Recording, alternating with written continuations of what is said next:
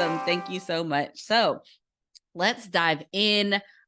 Your first book, Sacred Spaces. I absolutely loved that book. I have a copy for myself, and I'm excited that you are now sharing your experience and your insight once again in a second book, Military Culture Shift. I would love for you to share why you wrote this book and who is it for? Yeah. Oh, this is such a great question. And thank you for having me, Bree. Sacred Spaces, I wrote in 2015 after like an incredible journey overseas traveling with a SecDef. And it really changed my perspective on my marriage. And I really wanted people, both spouses and service members, to feel like they had a voice that was speaking for them. And so that book was really written for marriage in particular, of how to pursue your marriage and get back on track with each other by having more shared experiences than the separate experiences that deployment and training brings. And I have been collecting information as a clinician, now as a coach and as a consultant that has had an opportunity, especially since 2015, to travel around and speak at various groups, working with different branches, getting to whether it's counsel or consult even people of various ranks, our enlisted families all the way up to our most senior families, and really trying to understand what is it about this amazing military culture. And when I say military culture, I mean the 2 million people that make up our culture. There's so many stories throughout. And so I love, as a clinician, I've always loved to see patterns in people's lives and relationships. And I really love to zoom out and look at a whole culture, and same thing, look for those patterns and shifts happening in a people group. And so that's what I started doing in 2011. I just started knowing or noticing these little shifts and changes that were happening in our culture. Or it might have started, I would be working with somebody in a counseling session, and they would maybe bring up resentment, let's say, resentment that was going on in their life and their marriage. Maybe it was because it was a spouse who wasn't reaching her career goals, or the service member who's constantly getting to, travel, even though it's deployment. There's, from the spouse perspective, they're getting to see another country and have a different experience and maybe have a break from kids, which from their perspective doesn't sound ideal. But there was maybe like this topic of resentment that would come up. And then as I would travel and speak, I would test that topic. Is this happening elsewhere? Is it happening in other branches? Is it happening in this other state, like in this other people group? Is it happening in the special operations community compared to the conventional side? So I really started to test these trends, whether it was from the counseling office or from these groups that I was working with, to see what's happening in our culture. And it might have even happened, a big one was I was sitting at a lunch table with some general wives after a speaking event, and I asked them, the culture seems to be shifting. Spouses are shifting expectations of what they want to experience in their communities is shifting. And I would ask them and pick their brains, like, what do you feel like is shifting? And I remember this one general's wife that said, if you really want to understand what's going on, follow the money.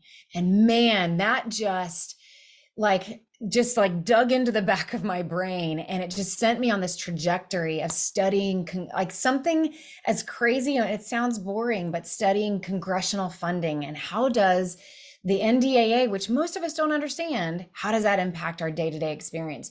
So really the big answer to this question was, number one, this book is so different from the first book. It is a book that is really helping you understand the culture and understand what's happened in our culture, especially since 9/11, and really pulling apart all these things that impacted and contributing to it becoming the culture that we have today.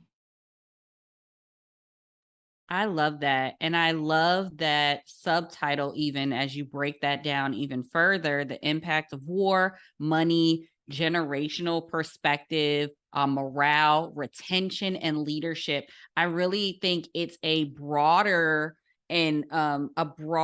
perspective than the first book gave. But what I love in there is you're bringing that research, the notes, the insights that you have from the clinician side, from your speaking, and it talks to the difference in generational, like even on your podcast, and we'll talk a little bit more about the podcast, you talk to that as well from Mhm. a wellness perspective, from a morale perspective, from what does leadership look like. And I love it because what I'm excited to see as I read the book is what is being informed now for today's leaders and how will that impact the leaders of tomorrow, because you are talking about that Gen Z who's like coming into Mhm. service now.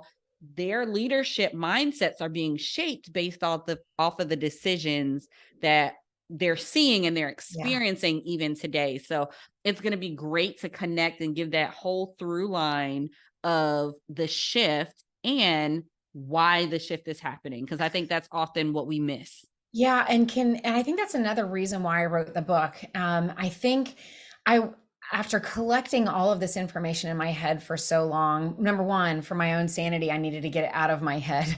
But number two, I was seeing, understandably so, seeing the DoD really trying to tackle some very big issues like recruitment, retention, mold in housing, mental health crisis, like all these things that they were trying to tackle as singular items, when really what we're dealing with right now is more of a wicked problem. It's very tangled up and there's a lot of contributing factors. So that's why it's the longest tagline in probably book history that I have with Military Culture Shift. But it really is, how did war, a 2-decade war, impact our morale? How did it impact our willingness to, even Gen X, for us to encourage Gen Z to join, because we are not encouraging our Gen Z military kids to join? And why is that? And what happened to these different generations? Really understanding how millennials came into an entirely different military culture than I came in as a Gen X. And that shapes how we lead, whether it's a millennial leading Gen Z or whether it's a boomer leading Gen Z or millennials.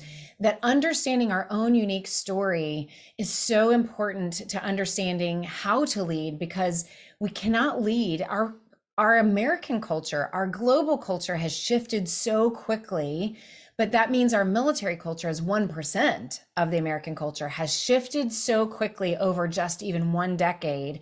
We can no longer lead from our own context of our story because it's not the younger generation's story. And so we've got to be willing to listen to the people in front of us in their context, in the context of their story. And to your point, like, it's definitely, we are seeing a morale crisis.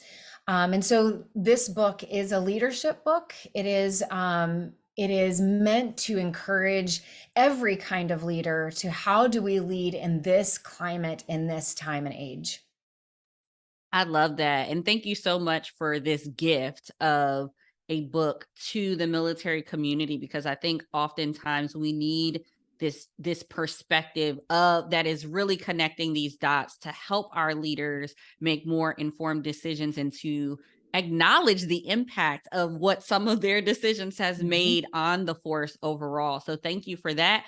The book is available November 14th, and we're excited to celebrate that with you. The question I have is, if there was one big takeaway for this book that you hope readers would grasp, what would it be? And I'll actually emphasize particularly for our military spouses, because oftentimes people can hear leadership books and they Yeah. may think it does not resonate with our military spouse community, but I know there's such a strong leadership force in and of itself within our military spouse community. So if you could share on that, that would be awesome. Yeah. So I'm going to answer their second question first, and then I'll end with the one statement, right? Um, I This book is deeply complicated, layered, and it is, and because we're dealing with a wicked problem, and so I wrote it so that spouses could read the book and not have it be over their head when it comes to military jargon, military awareness. I know it when I say there's a chapter on congressional funding, that sounds horrific to most people. But what we don't understand as spouses is, why do we not have more childcare availability? Why do we not have a resource that some other generation is talking about they had? Why are we struggling with a mold crisis right now? Well, in 2019, when that mold crisis really came out and was exposed, literally exposed, if you follow the money, like that one officer's spouse told me to do. When you follow the money, you realize in 2013, when we had sequestration, which means it's when Congress basically says, imagine your household budget, and they say, you're not doing a good job saving your money, so cut everything by 25% across the board in your entire budget. That includes your electric bill, your groceries, everything, right? That's what happened to us in 2013. So when General Odnero had to cut 70% of his funding to installation maintenance, of course, 5 years later, what do we have? We have a mold crisis, right? So understanding something like congressional funding, and right now, if you're listening to this in November and we're talking about whether or not the government is going to shut down over whether or not the NDAA is approved, that NDAA is our budget, and not having that budget or not having enough budget can impact what happens in our daily life. So that sounds super complicated, but I wanted spouses to be able to read the book and be able to understand that and walk away. So trying to take the complicated things and making them simple. I also wanted to write it so that military leaders could read it, especially in our schoolhouses where they're about to take over leadership and take over command. And I really wanted them to understand whoever is standing in front of them, whether it's a Gen Z service member or whether it's a millennial spouse or whether it's a military kid, that they could really see the person that's in front of them. But I knew that it needed to be written with research and with information and data that really informed them as a leader, for it to be in those schoolhouses and for service members to pick it up as a worthy resource. But third, I wanted to write it for policymakers to be able to read it and just understand our culture, understand what we've been through, understand why our morale might be declining, why we have the crisis that we have, so that as they're making decisions on policy, we can have maybe fewer congressional hearings telling our story and instead have those hearings that actually produce solutions by having a cultural narrative in this story. So going back to your first question, what's the summary? Like, what's the one thing, the takeaway that I hope people have? I really want people to hear our story, understand our story, and then make better decisions. And I'm not here to tell you what all those solutions are, but I do believe as a clinician, as a organizational psychologist, if you will, looking at a whole culture where there's so much we can learn from our history and we can make better decisions going forward. So we have a culture that can still respond for our own national security's sake.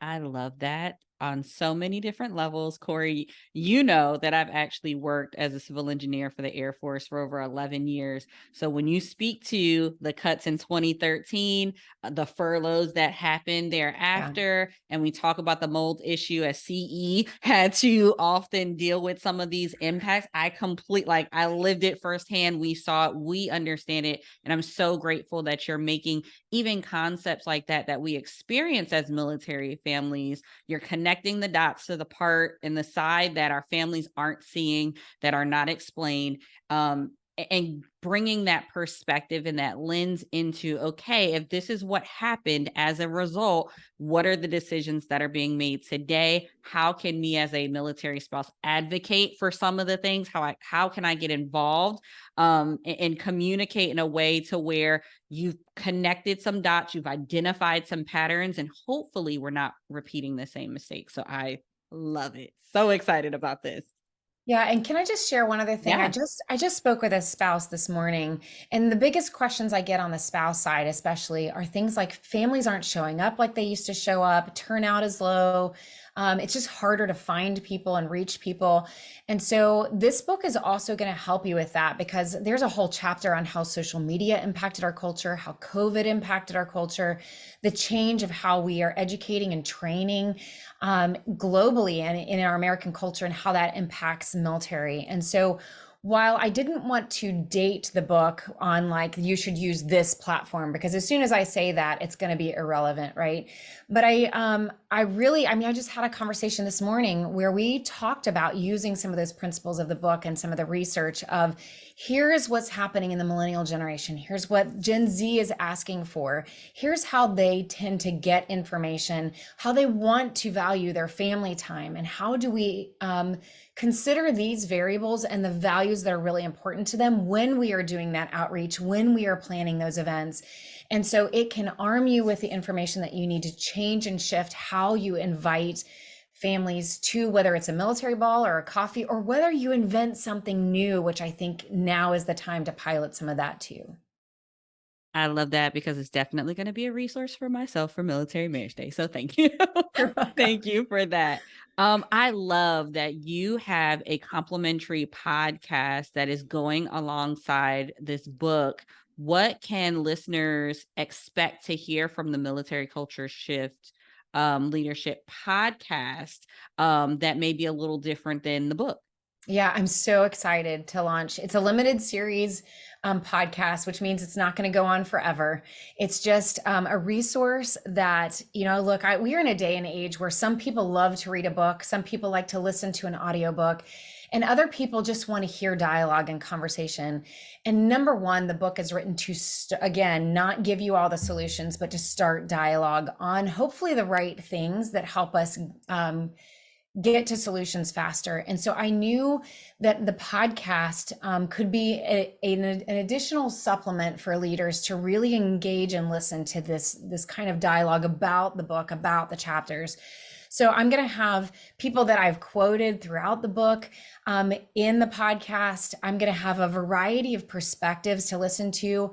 I have, for example, I have a Gen Z service member who served at Abbey Gate when the Afghanistan exit happened and the bomb went off, sharing his story of what it was like to come in as a Gen Z service member, to see that go down, and then how did that impact his desire for service afterwards. I have a World War I historian that's talking about the shifting motivations over time of why people join, why people leave, and what he has seen in our culture. And guess what? He is not a boomer or a silent or a greatest generation. This is a Gen X millennial World War I historian. So it's a phenomenal conversation.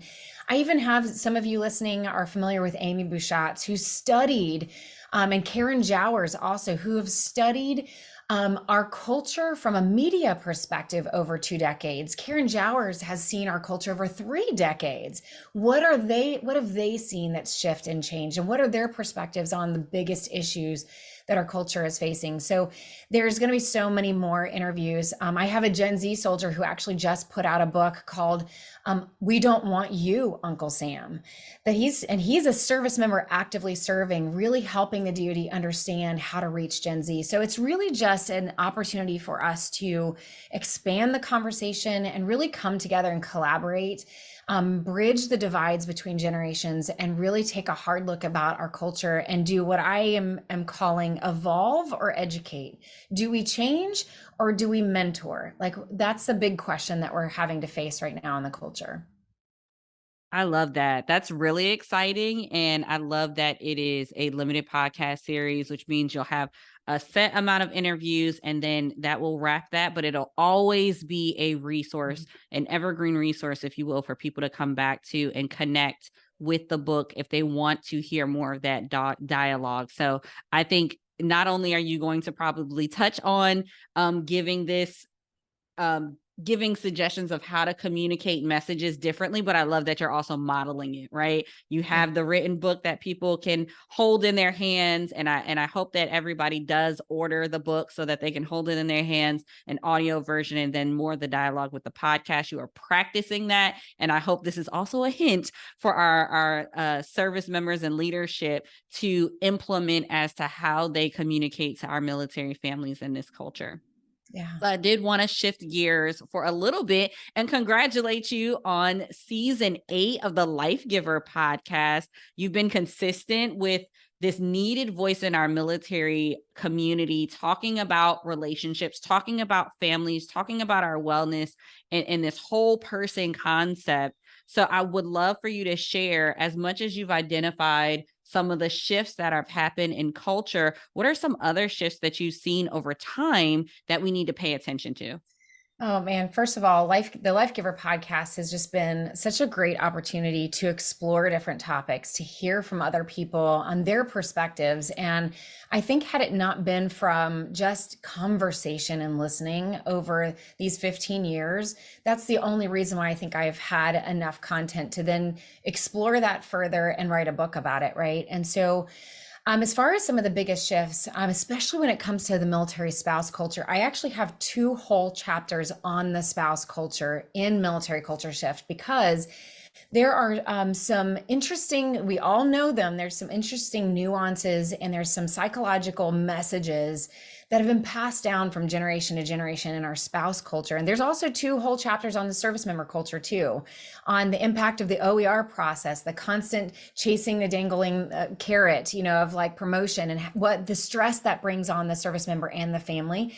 But for the spouse culture, we needed to have a hard conversation about the things that we pass down. We've been through a significant amount of cyberbullying over the last 10 years in the spouse culture. Where did that come from? And looking at how do we continue to allow it to stay present in our culture? But also, we have a very complicated relationship with the DoD that we need to talk about as well, because we often feel very valued by the DoD. We are the strength of the force. And then when things get really hard, we're kind of like not treated like we're super important, right? And so there's a codependent relationship that we have with the DoD that has shifted over time as they have needed us to kind of bear the burdens and hold down the home front. And then there's been other times when it's really been on us to take care of shifting our own culture. So looking at from a spouse perspective, looking at the messages that we've passed down, looking at, I would say the biggest shift that I think we're seeing now within the spouse culture, which is going to be a really interesting one to watch, is that the millennial and Gen Z culture, for the longest time, since the 80s, we have been championing and trying as a spouse culture to have the right to have employment. And Gen X came on the scene and we launched into this entrepreneurship journey of really trying to creatively figure out how to have our own careers. Millennials came up behind us, I'm a Gen X, and really created an efficient way for us to be entrepreneurs online with remote careers. Bree, you are one of them, has done an amazing job having a creative career as an entrepreneur. And so what I think we're seeing now in a shift is that for the longest time, the DoD has been able to just kind of hold out and wait for cohorts to just stay or leave, and because it's so much harder to change an institution, and leaving it on individuals to decide whether or not the DoD and this lifestyle fits them. I think millennials and Gen X are the first generations, especially, I'm sorry, Gen Z. Millennials and Gen Z will be the first generations, especially Gen Z, that will wait out the DoD. Because what we're seeing now is families are more willing to geobatch than ever in order to value the military spouse's employment and their career track. No longer are families willing, especially young families, willing to sacrifice their spouse's career for one spouse's career. And so we're going to have to make some hard choices. And I think the DoD is going to have to make some hard choices, looking at relocation and looking at how do we retain families when they are willing to, at all costs, protect their family time, and their spouse's career over the service member's career. So there's some definite shifts that are happening, especially with technology too, that have really shaped our culture. But I think that as we keep a look at it, there's going to be some interesting shifts coming too. Yeah, I love that. I love this new wave of military family, and I think it requires a acknowledgement and a response from our leadership. I'll circle back offline and talk about how I'd love to be an advocate and champion this book particularly, because we are actually at Maxwell, where we are at Air Mhm. Command Staff College, and this is where the leaders come and they have their required reading. And I think putting in context a lot of these patterns, a lot of what we're seeing and these shifts, especially when they come together, they figure out how to solve the problems of the force.